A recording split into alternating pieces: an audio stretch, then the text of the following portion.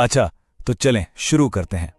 कभी सोचा है कि जिक्र, जिसे हम एक रूहानी अमल समझते हैं, वो सिर्फ एक इबादत ना हो, बल्कि हमारे अंदर, हमारी बायोलॉजी में कोडेड एक कमांड हो, एक ऐसी हकीकत जिसे कदीम सूफिया ने शायद सदियों पहले ही समझ लिया था, ना सिर्फ रूहानी तौर पर बल्कि एक साइंसी हकीकत के तौर पर। तो सवाल ये पैदा होता है, क्या आवाज की लहरें यानी साउंड वेव्स हमारे डीएनए को बदल सकती हैं? ये सुनने में शायद अजीब लगे, है ना, कि बस कुछ अल्फाज की गूंज, उनकी वाइब्रेशन हमारे वजूद की सबसे बुनियादी चीज, हमारे जेनेटिक कोड तक पहुंचकर उसे बदल सकती है। और देखें, यही वो बुनियादी नुक्ता है जिसे आज हम समझने की कोशिश करेंगे। ये कोई फलसफा या शायरी नहीं है, ये एक बायोलॉजिकल हुक्म है। ये वो पॉइंट है जहां कदीम रूहानियत और जदीद साइंस एक दूसरे से हाथ मिला रही हैं। हम मिलकर ये देखेंगे कि जिक्र कैसे एक ऐसी टेक्नोलॉजी है जो हमारे सिस्टम में पहले से इंस्टॉल्ड है, और साइंस अब हमें उसे समझने के लिए एक नई जुबान दे रही है।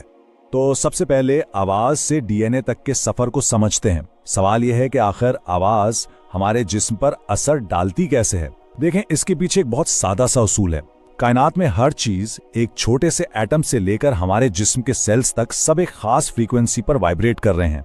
और यहीं पर एक बहुत ही दिलचस्प साइंसी फील्ड सामने आती है, एपिजेनेटिक्स। ये हमें बताती है कि हमारा डीएनए कोई फिक्स चीज नहीं है, कोई पत्थर पर लिखी तहरीर नहीं है, बल्कि ये एक डायनामिक चीज है। ये हमारे माहौल, हमारी सोच, हमारे एहसासात और जी हां, आवाज की वाइब्रेशंस पर भी रिएक्ट करता है। एपिजेनेटिक्स कहती है कि हमारा लाइफस्टाइल हमारी जीन्स के काम करने के तरीके को, उनके ऑन या ऑफ होने को बदल सकता है। अच्छा, तो अगर आवाज हमारी बायोलॉजी को मुतासिर कर सकती है, तो जिसमें वो कौन सी जगह है जहां ये असर सबसे गहरा होता है? बात करते हैं दिल की।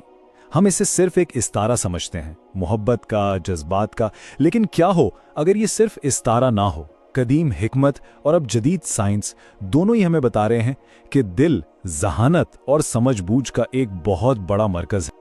और इसी बात की तरफ कुरान की ये आयत इशारा करती है, खबरदार, अल्लाह के जिक्र ही से दिलों को सुकून मिलता है। यहां गौर करने वाली बात यह है, आयत ये नहीं कह रही कि अल्लाह के बारे में सोचने से सुकून मिलता है, बल्कि जिक्र करने से यानी अमल से।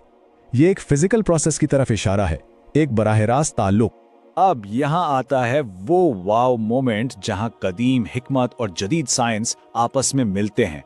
साइंस ने यह दरियाफ्त किया है कि इंसानी दिल में 40,000 से ज्यादा न्यूरॉन्स होते हैं। जी हां, 40,000।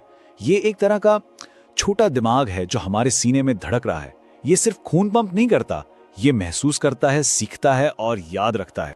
अब इस साइंसी हकीकत की रोशनी में कुरान की इस आयत को दोबारा देखें। इनके पास दिल है मगर वो उनसे समझते नहीं। ये आयत एक गहरा इशारा दे रही है, शायद हकीकी समझ, हकीकी इदराक सिर्फ दिमाग का काम नहीं है। ये दिल और दिमाग के दरमियान एक गहरी हमाहंगी, एक कोहेरेंस का नाम है। तो अब हम इस मकाम पर हैं जहां कदीम हिकमत और जदीद साइंस को एक साथ खड़ा करके देख सकते हैं। ये दो अलग अलग जुबानें हैं, लेकिन ये एक ही हकीकत बयान कर रही हैं। एक तरफ सूफिया का सदियों का तजुर्बा है और दूसरी तरफ लेबॉर्ट्री से आने वाले साइंसी सबूत। और ये है वो नुक्ता जहां सब कुछ जुड़ जाता है। इमाम गजाली जैसे बुजुर्ग सदियों से दिल को सेकल करने या दिल का आईना साफ करने की बात करते आ रहे थे।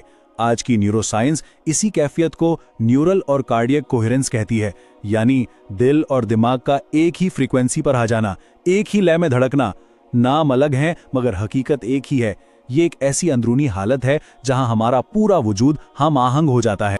और इसी आइडिया को ये हदीस एक और लेवल पर ले जाती है। अपने रब को याद करने वाले और ना करने वाले की मिसाल जिंदा और मुर्दा किसी है। अब एक लम्हे के लिए इसे सिर्फ एक इस्तिआरा ना समझें, इसे एक बायोलॉजिकल हकीकत के तौर पर देखें। शायद ये दो अलग अलग फिजियोलॉजिकल हालतों का जिक्र है। एक हालत हमाहंगी, बेदारी और जिंदगी की है, और दूसरी हालत अंदरूनी इंतशार और मौत जैसी कैफियत। तो ये सब सिर्फ थ्योरी नहीं है। अगर जिक्र वाकई हमारे नर्वस सिस्टम को रीवायर कर सकता है, तो क्यों ना उसे एक टेक्नोलॉजी की तरह देखा जाए। एक ऐसी टेक्नोलॉजी जिसे सही तरह इस्तेमाल करना जरूरी है ताकि उसके नताइज मिल सकें। तो चलें अब 21 दिन के इस तजर्बे की बात करते हैं। यहां एक बहुत आम गलती होती है। अक्सर लोग इसके असरात महसूस नहीं कर पाते क्योंकि वो इसे सिर्फ गिनती का काम समझते हैं। तस्बीह चल रही है मगर दिमाग कहीं और, दिल कहीं और। जबकि असल मकसद गिनना नहीं बल्कि ट्यून करना है।